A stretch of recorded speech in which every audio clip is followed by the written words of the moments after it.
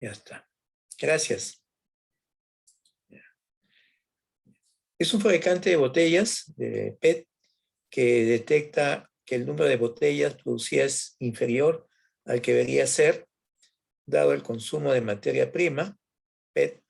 Se sospecha que la diferencia se debe a que se producen botellas con un peso superior al especificado, 33 más o menos 0,4 gramos. Para comprobarlo, se decide un estudio de gráfica de control y capacidad pesando grupos de 5 botellas durante 7 días. Los datos se muestran a continuación. Esos son los datos. Esta es la aplicación de gráfica de control. Acá tienen 7 muestras de tamaño 5. Nos piden preparar la gráfica de control para este proceso. Aquí están los cálculos, promedio, ¿sí?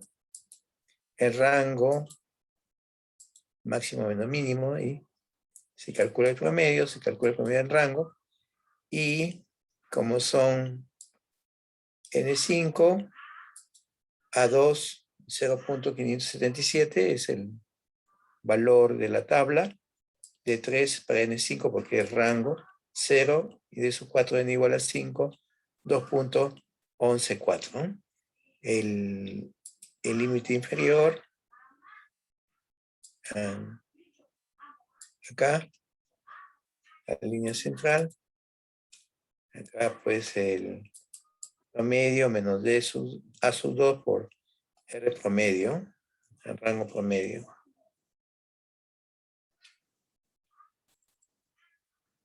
También acá, promedio A sub 2 por rango promedio. Aquí está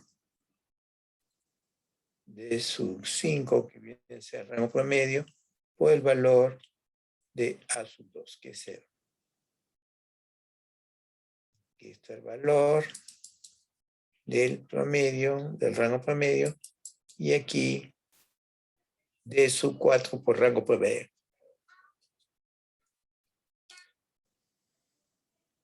El cual acá se ha colocado los límites de control para graficar, y esta es la gráfica de control para la media.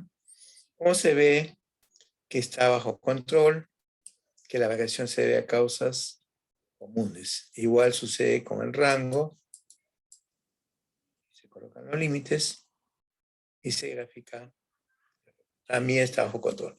¿Qué sucede? Que si no está bajo control, porque una de las condiciones para hacer gráfica de control es que el proceso esté estable. Si ese proceso está estable, se continúa para evaluar lo que se llama capacidad de proceso. En este caso, si hay estabilidad, continuamos el cálculo del índice de capacidad. Aquí, para calcular los límites de capacidad, el límite inferior de especificación, el límite superior de especificación. Estos son datos y ese es el valor de la tabla, porque recuerden que hay que antes, para poder evaluar la capacidad de proceso, entonces tenemos que calcular los parámetros del proceso.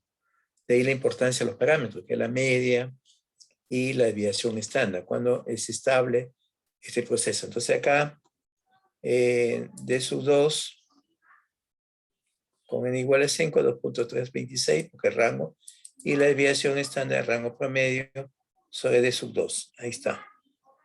Ya. En este caso, la media es 0.3295. Vemos si está el proceso centrado. Acá sería 33 y el otro es, ¿cuánto es? 32 puntos, casi 33, casi ahí está. Y se puede medir la capacidad. La capacidad, hay un indicador también que mide hasta cuánto es el valor permitido para poder calcular el índice de capacidad de proceso. Entonces aquí se calcula la diferencia de las especificaciones, límite superior menos límite inferior, entre 6 veces la desviación estándar. Ese es lo que es el índice de capacidad potencial. Si ustedes ven, también se puede calcular el índice de capacidad real. Vemos, comparamos el promedio, el CPK, también lo pueden calcular aquí. Es el límite. Este es el promedio menos el límite inferior y sobre 3 veces la desviación estándar. Pueden calcular el índice de capacidad inferior real y el otro el índice de capacidad real con el límite superior. Ese es el límite superior menos de especificación menos el promedio sobre 3 veces la desviación estándar. Pero para poder calcular el índice de capacidad real, pues es el mínimo de estos dos valores, el mínimo. Y ahí tienen que es igual a 0.24. Es el índice de capacidad real. Como ven, es pequeña variación que cambia. Ahí la conclusión es que ese proceso no es capaz de cumplir las especificaciones. Por lo tanto, necesita urgente una mejora, ¿no? Una mejora en su proceso, ¿no? Aquí está. Ya. Ahí está ese usando el gráfica de control, ¿no? Aquí también, bueno, ya está. Cuando el proceso está centrado, la capacidad potencial como la capacidad real coinciden, son iguales cuando el proceso está centrado. Acá dice qué porcentaje de producto es defectuoso. Para medir qué porcentaje es defectuoso podemos calcular ya sabiendo que, en este caso, conociendo de que, entonces conociendo que es estable, que hemos calculado, podemos calcular cuál es la fracción no conforme. Entonces, para eso tenemos que hallar la probabilidad de que X sea menor que el límite inferior de especificación, los que están fuera. Ese es para hallar la fracción no conforme. Y este es límite superior de especificación. Entonces, acá vamos a calcular la fracción no conforme.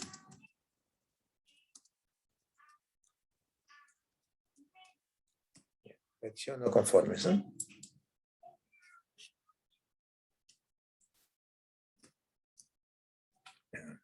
Entonces, para esto, tenemos acá, vamos a colocar los datos nuevamente.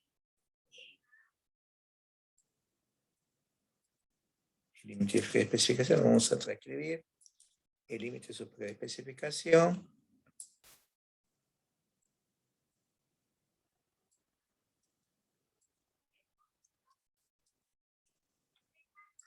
La desviación estándar.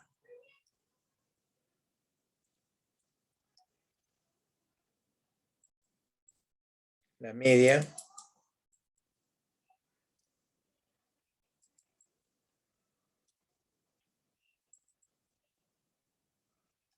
La media.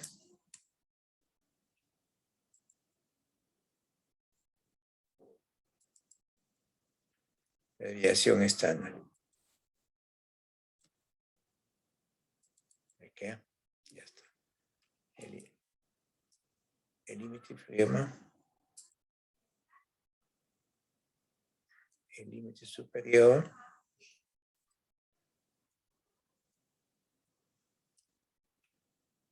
La media, que es la línea central. La desviación estándar, que ya está calculada acá. Está la media. Este. Y ya está. Entonces, ahora sí calculamos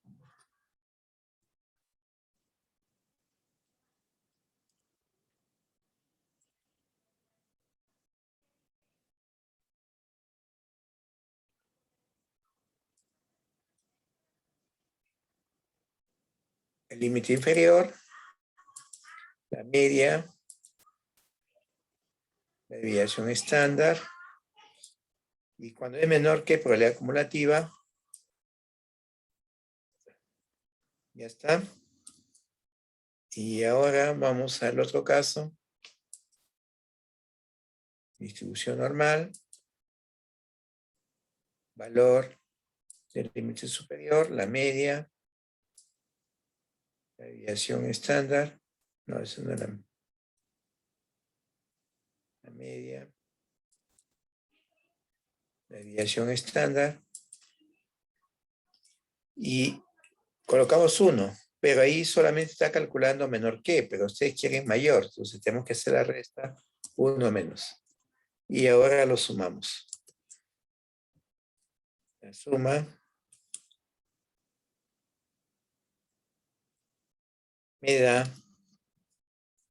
el total de la fracción no conforme. Total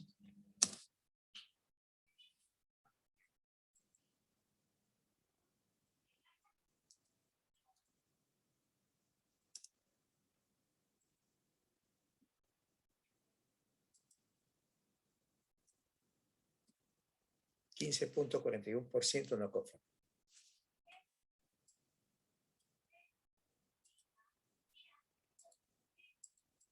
La respuesta se refiere a este. ¿Qué porcentaje es defectuoso?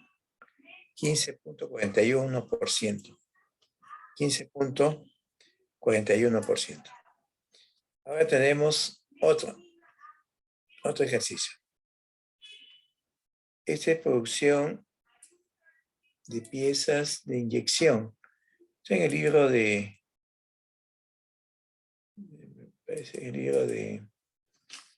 Gutiérrez, ahí está, ese proceso de producción de piezas de inyección. Acá está el límite inferior, el límite superior. Bueno, es el mismo de acá. No es otro. El límite inferior, y aquí está el peso. El peso. Entonces aquí hay que hallar un histograma. Ese es el método del histograma. El máximo, el mínimo de los datos. El rango es el máximo menos el mínimo. Y K es 1 más 3.3 logaritmo de 10 más de 10 de 30, porque son 30 los datos, da 5.87. Esa es la regla de Sturges. Esa es la regla de Sturges.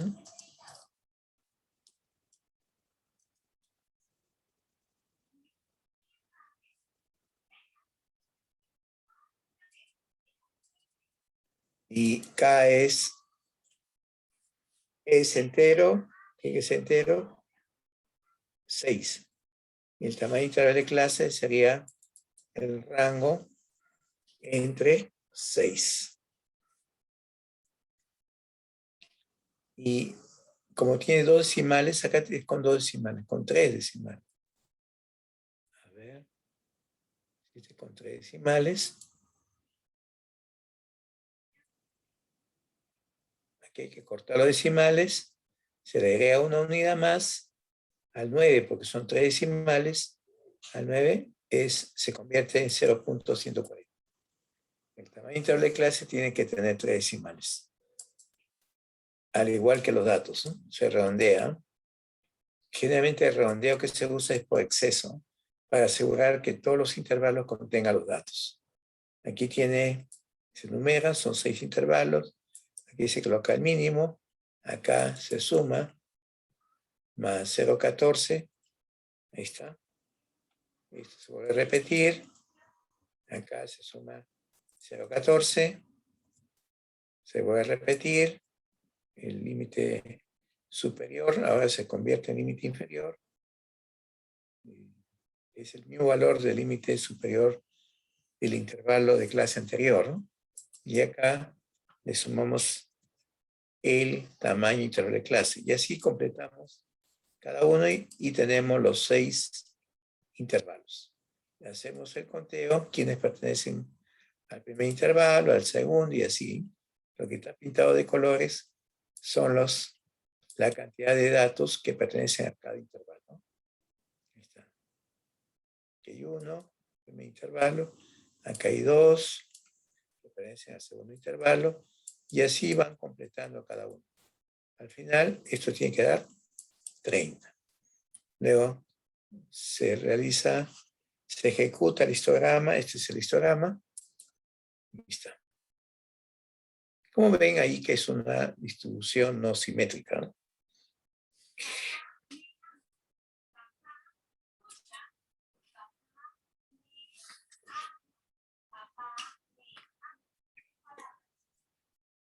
Y la desviación estándar, se calcula la desviación estándar de los datos aquí.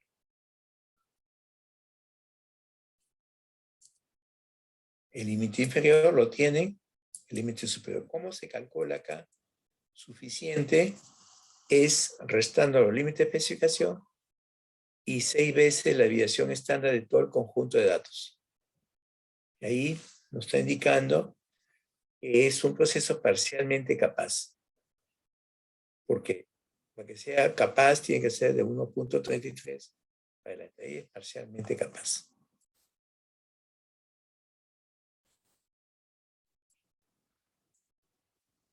Así. Ese es el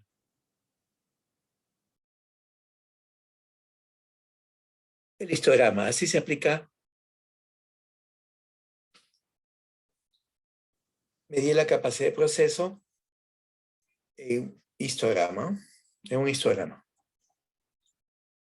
Ahora el otro método es gráfica de probabilidad normal. Seguimos con la aplicación de botellas PET. Aquí está el límite inferior, el límite superior. Aquí está el peso. Era peso. Sí, peso.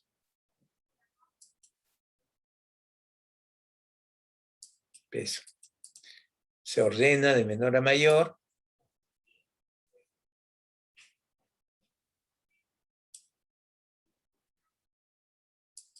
Ahí está.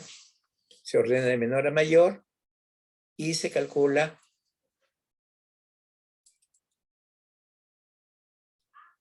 la probabilidad. De acuerdo al orden, el orden consecutivo, una vez ordenados los datos, se enumera y se calcula la probabilidad. Esa probabilidad consiste en el orden que tienen los datos, menos 0.5, entre el total de datos, que son 35. Y calculamos uno por uno. Estos van a estar ordenados de menor a mayor.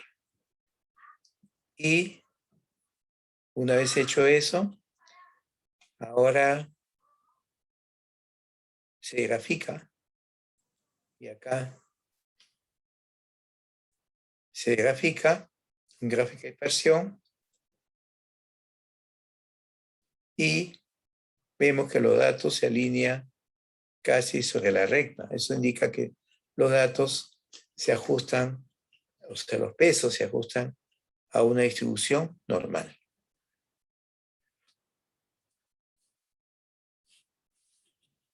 Esta se llama gráfica de probabilidad normal. Gráfica de probabilidad normal. Entonces la media es el percentil 50. La media es el percentil 50. Entonces aquí la media es el percentil 50, se calcula así. El conjunto de datos. No sé si el otro vaya a cambiar. Percentil. Bueno, como es par, impar, ¿qué sería? Entre 17 y 18, ¿no? 17 y 18. Acá está. Sí, 33, está bien. Percentil 50 es el valor central, ¿no? Percentil, se calcula también el percentil, ¿no? La desviación estándar ¿A qué es igual? Al percentil 84 menos el percentil 50. Esa sería la desviación estándar. Y el percentil 84, ¿cómo se calcula? Usted va acá, tiene percentil, marca todo el conjunto de datos. No necesita que estén ordenados. Punto y coma 0.84. Y calculan que es, ¿por qué 0.84? Porque recuerden que el percentil está expresado en porcentaje, 84%. En términos de fracción es 0.84. ¿no? 84 de 100.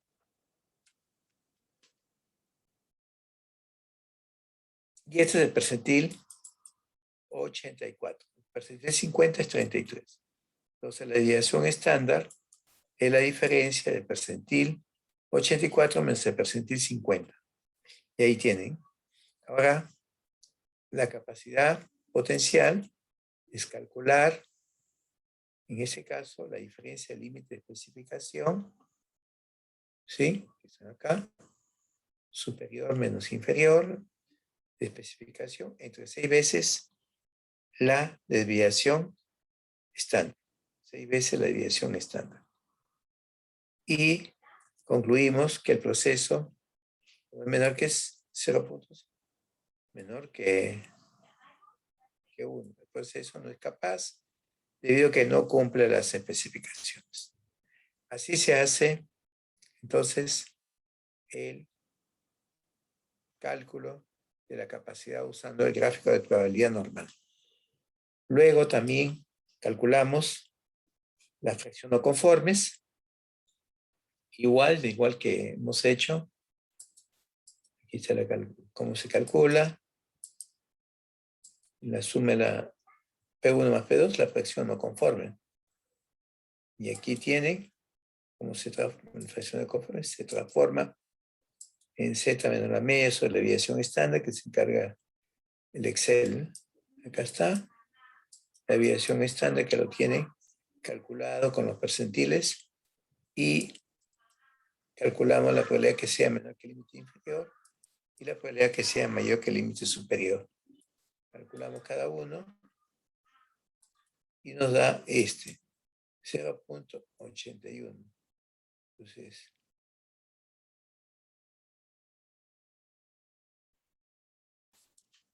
el porcentaje sería 11.84. 11, la suma, 11.82% de productos defectuosos o no conformes.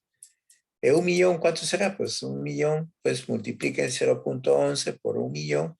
¿Cuántas unidades no conformes vamos a tener? Vamos a tener 118.170.246 unidades no conformes. Así. Ahora, si ustedes tienen el costo, imagina cuánto se está perdiendo.